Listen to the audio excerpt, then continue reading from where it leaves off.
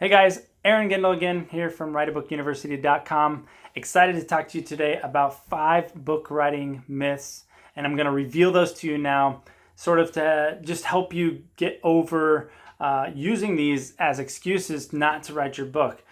So just want to reveal these to you again to just dispel the myths about each one in order to get you where you want to go and to help you write your book. Before we get going though, if you want to get some more great tips and advice, you can go to writeabookuniversity.com/free, and there's a free book writing course there that'll help you on your journey to write a book. All right, let's jump into myth number 1. So that myth is that books have to be long. And now, visually we might picture, a library of books, and yeah, a lot of those books are just super thick, right? And so I know when I thought of writing my first book, I had that in mind, and it seemed to overwhelm me, right? All those pages, all of the work that had to go into that. But I want to tell you that books don't have to be long. And in fact, I think people want to absorb that information that's more concise, more compact. If you look on Amazon right now, there's actually different sections there that you'll see they're called short reads, and you can actually put a book together that's 1 to 11 pages, 12 to 21 pages, 22 to 32 pages, 33 to 43 pages, so on. And of course, your book can be longer than that, but even still, the average book on Amazon may only be between, say, 12,000 to 25,000 words, maybe 30,000 words.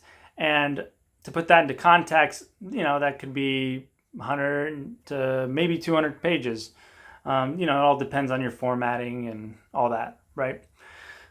But you can write something shorter. And so that's the first big myth that I want to put out there and just let you know, hey, you don't have to write something that's 3, 4, 5, 600 pages long, right? If you want to, go for it. But it's not necessary, and I believe in today's day and age, with so much information, people want more concise, compact information that can help them quickly.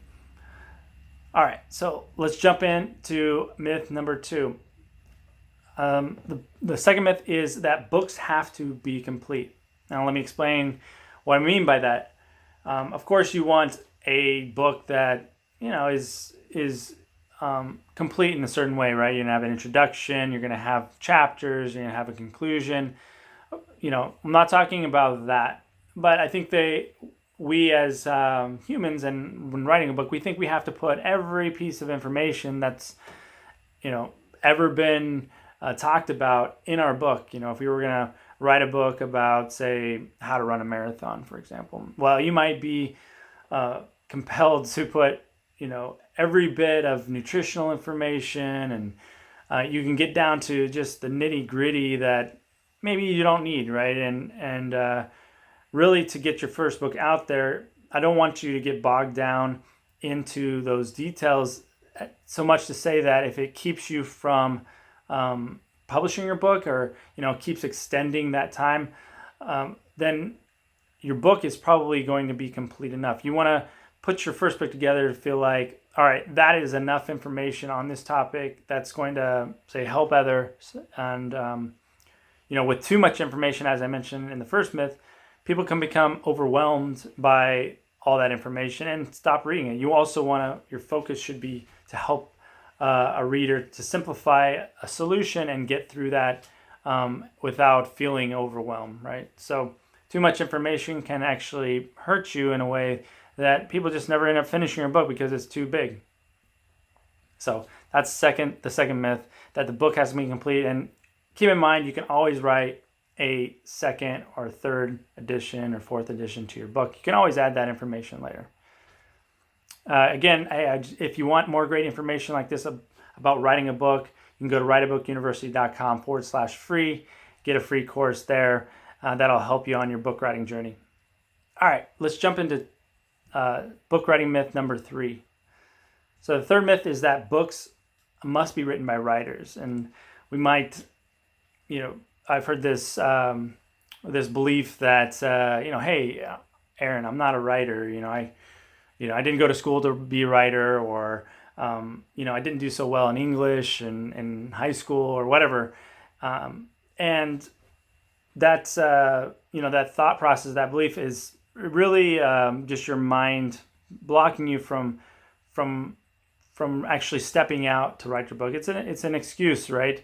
And because to me personally, yes, I went through college, but I'm a data guy. I've been in the data world for a long time. I got a degree in mathematics, so far from English, and I'm writing books and I'm helping others write books. So you don't have to be a writer. We're gonna put your book through an editing process. We're gonna have others, fine tune your book in that way. Your job is really to come up with that big idea for your book, and work through some of the content. But we also have people that can help us with our content, rearranging our content. Those are content editors. We have copy editors that can help us with our punctuation and all those pieces. So you don't have to get bogged down in thinking, I got to be a writer and know everything there is about English to get through and write a book. All right, so that's myth number 3. And on to myth number 4. Myth number 4 is that you have to be an expert. So I've heard many people say, hey, I don't know about this thing or very much about this topic. I might want to write about this, but I haven't been successful doing that, or, I'm not an expert in doing that. And really, I think it comes down to defining what an expert is. And in my mind, an expert is simply someone that can help another person get a result faster than that one person could get it on their own. So if I'm helping you, yes, I don't know everything there is to know about writing a book, but I truly believe I can help you get to write your book, publish it, and market your book much faster than you could by simply doing it by yourself, right? And so that's exactly what I do at Write a Book University. So that's myth number 4, that you have to be an expert. Hopefully that helps you to understand you really maybe just need that a little bit more information, a little bit more experience than your reader would have by having on their own, right? And a lot of times you can say, all right, well, I'm not an expert now, but you also got to remember there's a research period of time while writing your book. So as you're writing, you might then also become far more comfortable with the topic and be more comfortable to speak on it and to write on it. All right, let's jump on to myth number 5. And I briefly touched on it in the last myth, but the 5th myth is that you have to be successful in order to write a book. And this simply just isn't true. There's many ways to write a book, to present a book. One way to get past this is just really to document your journey through something, right? So say you wanted to run that marathon. Maybe you hadn't done it before. A lot of people are interested in that process that you went through in order to prepare for that, for that race. So while you're going through that process, maybe that process isn't 3 months and you're going to race that marathon and you're training for that. Well, you could simply document the process, all the things that you went through in order to be prepared for the marathon, and obviously talk about the experience after as well. But that's another way of approaching your book. If you don't have, say, some type of expertise in a given area, well, you can gain that expertise by doing that, or you can interview others that have gone through that process and get their ideas and how they went through the process, and you can do a combination of both in a book, right, and add that as additional content. There's many ways to get past the idea that you've already had to been successful in something in order to write a book. All right, well, I hope those 5 myths I spoke about, clear the air a bit and help you get past those fears and maybe some excuses you might have for not writing a book. Again, if you want more great content like this, you can go to writeabookuniversity.com/free. You can get a free course to help you on your journey to write a book. Thanks so much. We'll see you in the next video.